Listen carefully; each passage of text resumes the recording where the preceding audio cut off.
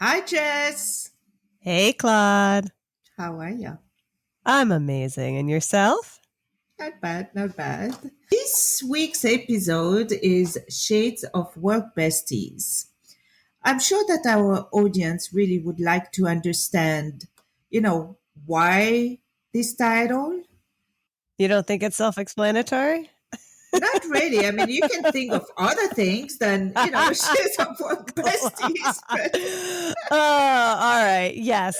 So for those that don't have that type of mind, um, when you think about the work besties spectrum, the rationale of us calling this the shades of work besties was kind of to reference the fact that in this world and day and time, work besties are no longer black and white. You can't really define them the way you used to, right? Like it used to be you were work besties with a person and you shared everything from your personal to your professional, and you kind of usually were peer sets. But now totally. we're seeing that there's work besties that kind of blur up and down, whether it's levels, whether it's age, whether it's career trajectories. So we're kind of thinking about work besties more as this always moving parts and pieces. And it isn't just necessarily a work bestie, but it could be your work significant other. It could be a work stepmom, which we heard from somebody.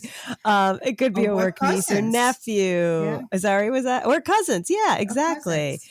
And each of those, you probably share some element of a professional portion of your career, but you might not share everything. Mm-hmm. It might Yeah. be a little bit more focused on one aspect, and it might be more focused on, say, where you're trying to get to your next position or helping coach somebody else get to their next position. While, say, when it comes to like your work stepmom, they may help you navigate management or maybe a career change. So it's kind of like how we explained that you don't have to look at one type of relationship as the only way a work bestie should be. But at the end, you still have the same base, right? Which is trust, Yes. support. But then, Yes. it's the sharing of information, personal, that might be different. Yeah, correct. And I think in all of them, you do still share an element of personal, but maybe not Of course. everything, because you're going to relate to different people with different parts of your life. Totally. I think the core foundation of a work, if you had to define work besties, is going to be back to trust for sure. Yeah, perfect. And fun as well, because we need to have fun. Um, And laughter. and laughter. What I love also about this episode is how you got something added to your life thanks to Eileen, Our your work guest. bestie, Uh-huh. where she actually introduced you to your significant other, right? Claude, are you trying to give away the whole episode? No, but I think it's really cool, right? Because you Yeah. never know what a work bestie can bring you Yeah. beside the Where trust, your the relationships support. can lead. Yeah. Yeah, And I that's think really cool. we won't give away too much. We'll let her explain kind of the impetus of this or the elements that kind of led to it. But it is cool. And it's a great example of how a work relationship can evolve to many other things, Yeah. both personally in my life and unique professional things and personal things that happened to Ellene from some of the connections I helped her with too. Oh, Let's not give away it all though, Claude. Why all don't right, we fine. let the episode roll? Here you go, everyone.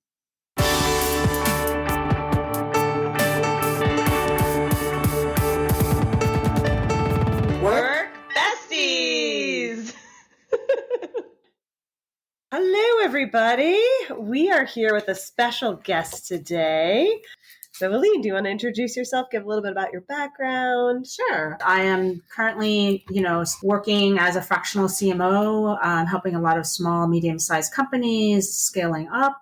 And then on the side, doing some teaching at a couple of universities in town and online, and kind of just trying to take things one step at a time. I feel like we're at a stage where I'm at a crossroads, and I feel like a lot of people now are with me at the crossroads, and we're figuring out what that chapter 2 or chapter 3 or chapter whatever looks like. So kind of having fun doing that.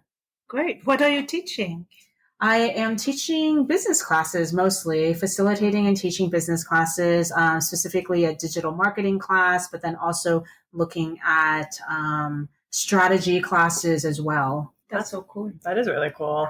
So we probably should own up that you and I know each other from a way, way, way long time ago role in a company. Yeah, I can't remember how many years. Because this is all about work besties. We normally ask one of the first questions is, what is the first impression? I go through your first impression, I can go through mine. Sure. I'm getting old, so my memory is not as good. Older. My memory is just not as a lot good. of experience since then. I remember meeting in the hallway and just thinking that you were a really fun person, and we just started talking, and it kind of snowballed, if you will, from there. Nothing stands out as like a huge major, like, aha, this is going to be my work bestie. But it was definitely just sort of really excited to have another, woman coming on board and have someone who seems to be very much a direct communicator, which I really appreciate. As someone to talk to and to be working together with on the businesses that we were on. Right. So it was really this connection that, went really seamless. Right. Yeah. What about you, Jess? I would say I agree with you. It's been so long. I don't remember the exact meeting. But I do remember very early on in my time at the company, how you and I did click. And we would purposely try and coordinate our transit. Do you remember? Because the commute was pretty long at this company. It was very long and very annoying. It was a reverse commute. We did have to get on the train. We spent a lot of time bonding on the train. Yeah, waiting for the shuttle. So there was a lot of downtime that we got to not just talk about work, but also personal stuff. So let's more focus on really how your friendship evolved along the time and how you stayed in contact. I don't know. I don't know. I think part of it was definitely you wanted to get into beauty, like coming from a CPG company and then coming to where we worked together. And then on your road, you kind of felt like you wanted to get into beauty more, which is where I was from. I felt like that was also something we had a lot in common with and that we were talking, and that helped us kind of continue our friendship even after, you left and then I left that company. And then beyond that, we enjoy doing some of the same things, I feel like. So it was just like getting together, going out on one time, and then I remember there was one time where we were talking about, was this meeting your significant other was after you left, right? No, I think it was during the short time period we were there. Yeah. I think it was like right towards the end. Okay. That could be it. So yeah, I would say we definitely blurred our friendship between work and personal. And we did like to do a lot. We were both single, living in the city. We both like to go do a lot of the same things, like go out to restaurants and experience new plays or pop-ups for beauty. And then, yes, we did have an experience where we both purposely tried to bring some other cool people that we knew in our circle of friends in hopes that we could broaden our connections and maybe even create a romantic connection. That's how you call it. That's how you call it. Connections. Correct. That's the PC one. Yes, and I think that's the PC version where we both had very different interpretations of how that went down. All PG though. All PG. Nothing bad.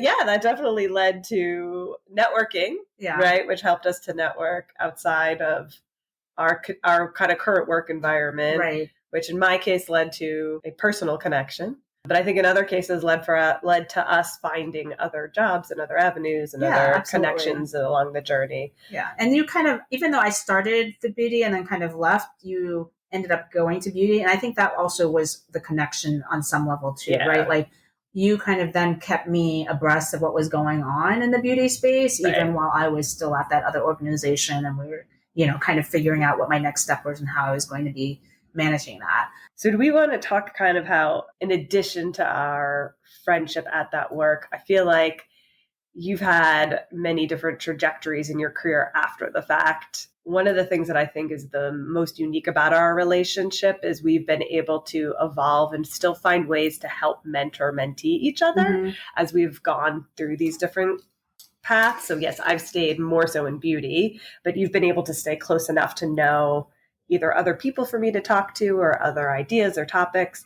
And then you've come to me at times to talk about other kind of ventures that you might be going into. And we try and Yeah. And connect on what other connections we have there. yeah, absolutely. And I do come back to you for that beauty thing too, because even though I'm no longer in beauty for whatever reason, I still find myself interested in it. And people still contact me about that, right? Because I have the names on my resume and they're like, oh, well, you worked at this company. So yeah, I agree. I think it's just been helpful to have different points of views, right? To that we come to each other and kind of are asking about, like, using each other, what I would call like kind of even as sounding boards, right? Like having this idea, what do you think? You've known me for so long. You can give me this feedback and tell me like what happened to Ellene. This is not the person I knew. I don't know if it's that. You know what I think it is? I think I brought this up in a previous episode too. You should, in addition to having work besties and a mentor, you also should have like your board of advisors, right? And you kind of sometimes have it for your personal life, but you also have it for work. And I think you and I have that relationship kind of blends where sometimes I leverage you for more of the personal stuff, but sometimes I leverage you for the work stuff. But you're definitely one of the, I would say, 6 to 8 people that I go to when I kind of want to get a sense of something that I'm changing dramatically in my life. So you saying that just reminded me of that. It's like having your own personal board of directors, if you will. I think that's a great way to put it. Yeah. And what I love also on this episode per se is that you see the long-term effect and the long-term great things about having an opportunity about work bestie, because up to now it was what's happening now. I have my work bestie, I have this connection, but with you, we really understand the long term of it. Right. And the support is not only the support at this time, but the support along the other time. Having that feedback loop, right, of somebody you really trust, somebody who's seen you in the work environment, and then they can give you feedback of how you are in that environment. It's one thing to like to go to family members, but they don't see you at work. They don't know what you're like there. So they can only give you the feedback on that dimension. One perspective. But having that professional sort of board of advisors for you personally, who can support you professionally and personally, actually, because eventually it evolves into that, is really important. And I sometimes think women don't have it enough. We have our friends and who we turn to. And I think, and maybe that's the blurring, like our professional friends become our personal friends and sometimes vice versa. Right. But utilizing it on that professional level as well, which is, I think, something you, Jessica, and I have done well over the years, right? Like there's definitely the personal stuff that comes through, but also we use each other on the professional side too. One of the things I'm so impressed with you on, you have those conversations that are more around networking, let's say. We say, have a discussion on, I'm thinking of switching to a different industry, and here's the industry. Do you know anyone that's in that field?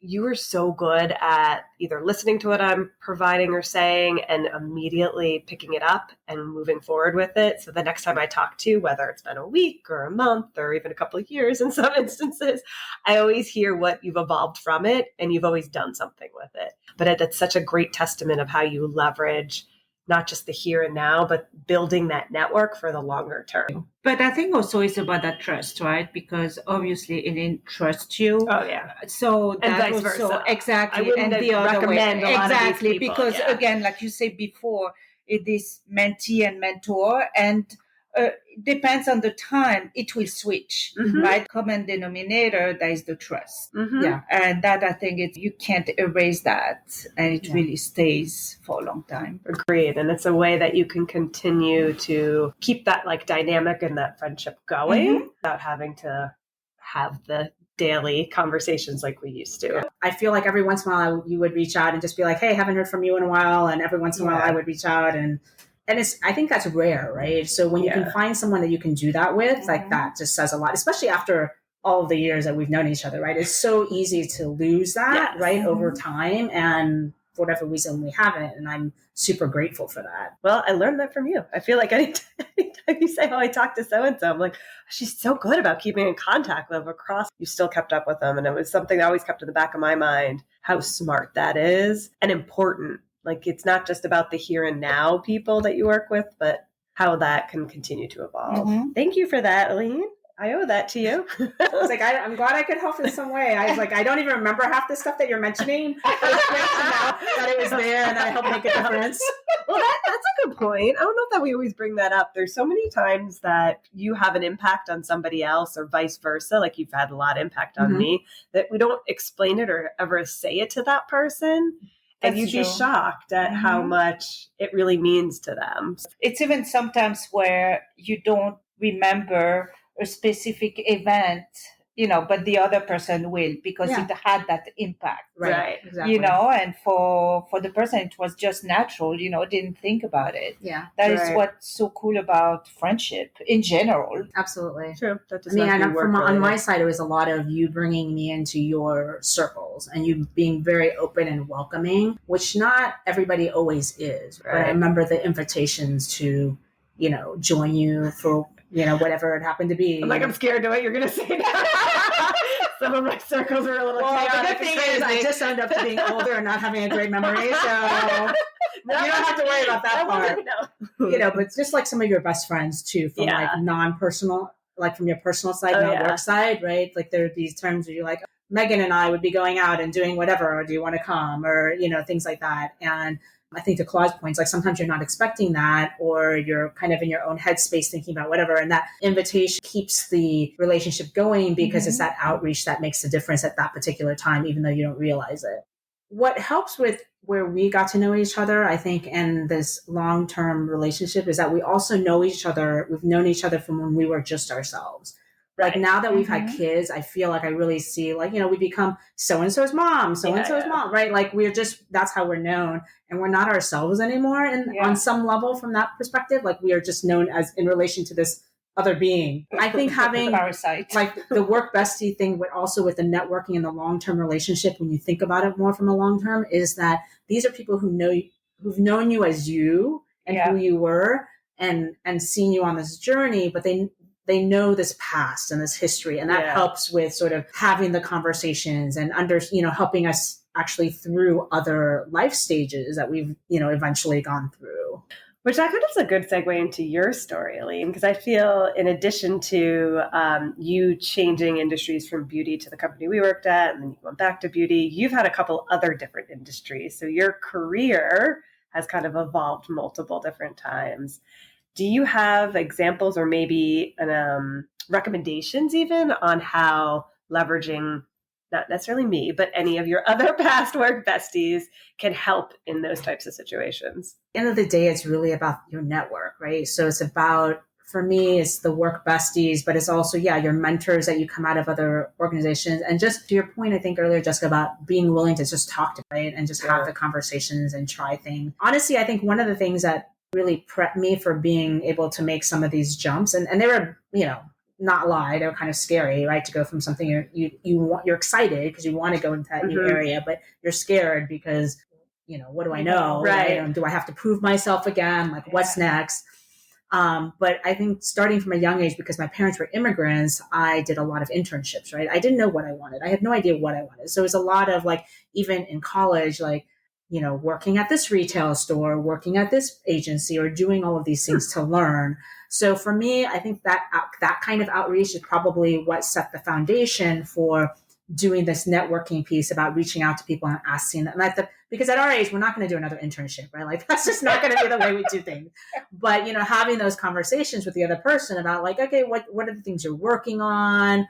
What are the things that you love about your job? What are the things you hate about your job? What's the most exciting thing about this industry? What's not so exciting about it? Like having that real conversation about how to prepare yourself. Because I'm very much, and you know this, Jessica, I'm not a black and white person. I'm very much like a lot of things are lots of shades of gray, right? Things have pros and things have cons. There's never rarely the one right answer for that next career step or that next friendship or the whatever. And things just kind of ebb and flow, right? It's just a natural way things go. Seeing so many shades of gray, it's really about me figuring out, okay, where in that range do I really want to fall, right? Maybe allows me to be a little bit more flexible on certain things, and has allowed me to kind of like take a leap into some areas. Because honestly, with one of our coworkers that I've worked with, now the third time, but when the second time that we were working together, it's not an industry that most people would want to go into.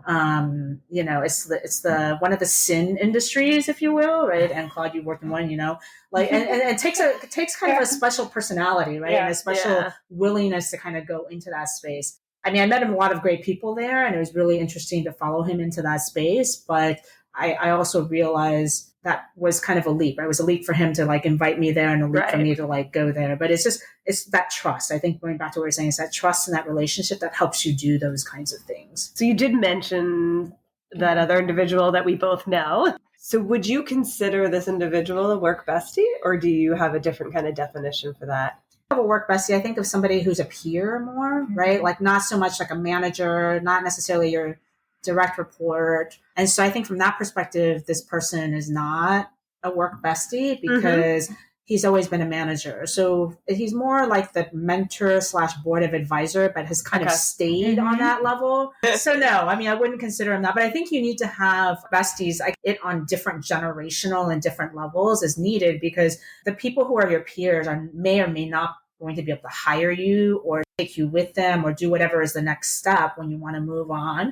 And the people below you definitely, would be able to do that. So, but it's important to have all of that, because even for the younger people, we learn just so much from everyone, and they are like the digital natives and have the experience that we don't have. So learning from them is hugely important. And work besties who are younger is another way to have that sort of sounding board element to it from a different perspective. No, I agree. I think one of the things we've talked about too is, and we haven't had them on yet, but in future episodes there are variations of the work relationship, whether it's not just your work bestie, but like you have a work father, work mother, work spouse. You can, work spouse is still usually a peer, but you could have a work spouse. It should be. But you're like what you're referring to is kind of like the reverse mentor-mentee relationship. So you could have a work bestie that is really more of that younger generation that you are getting almost more like a mentee-mentor relationship. Yeah, I mean, I guess if we're talking about family relationships, because we talk about work spouse, I mean, that could be your work niece, nephew,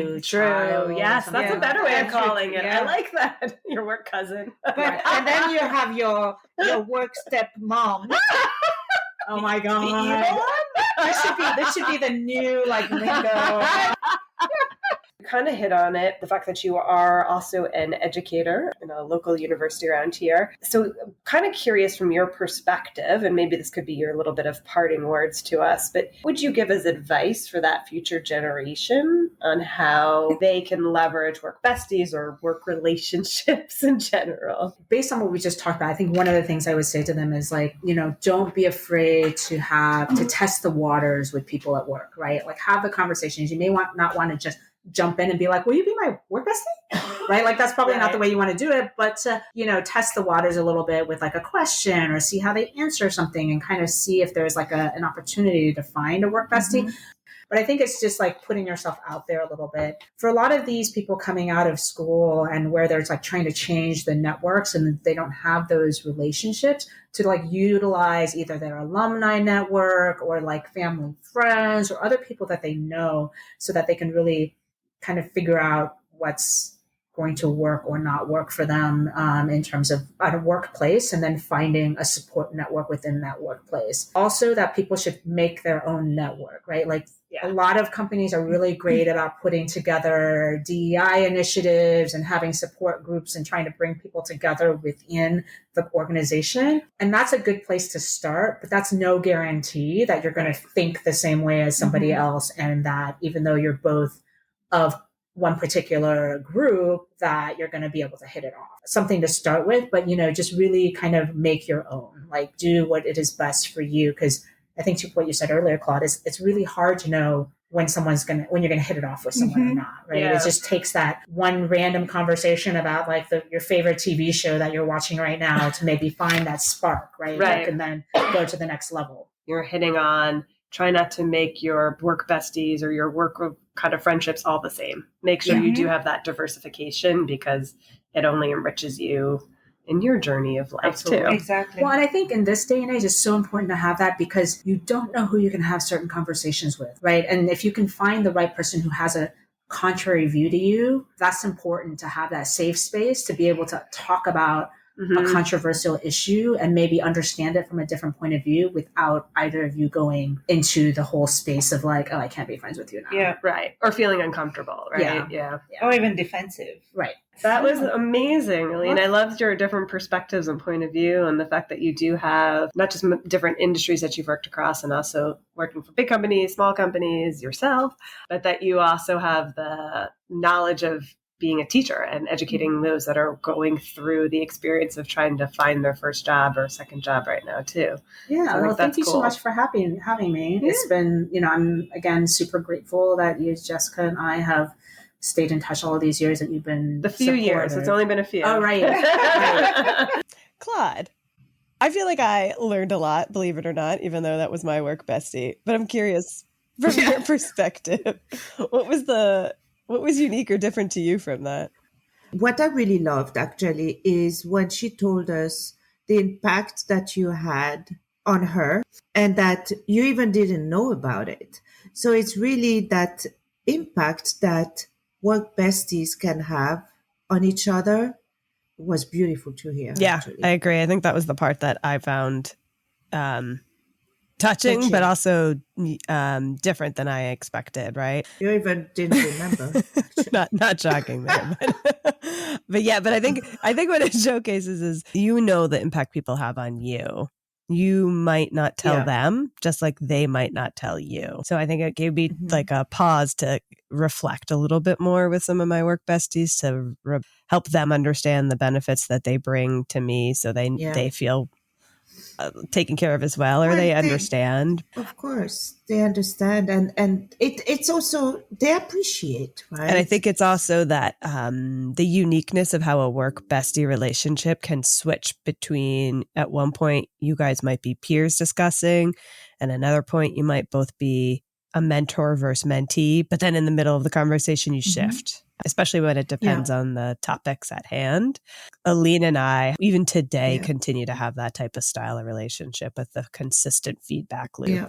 Which was also what at one point Carrie from the last week episode 8, she was, she had said that also, that it was mentor mentee. And I have to say, I think even in our relationship, Jess, right? I always like to say it's the yin and the yang, but you were a mentor for everything that I'm not really, it's not my forte, like all those data and all that.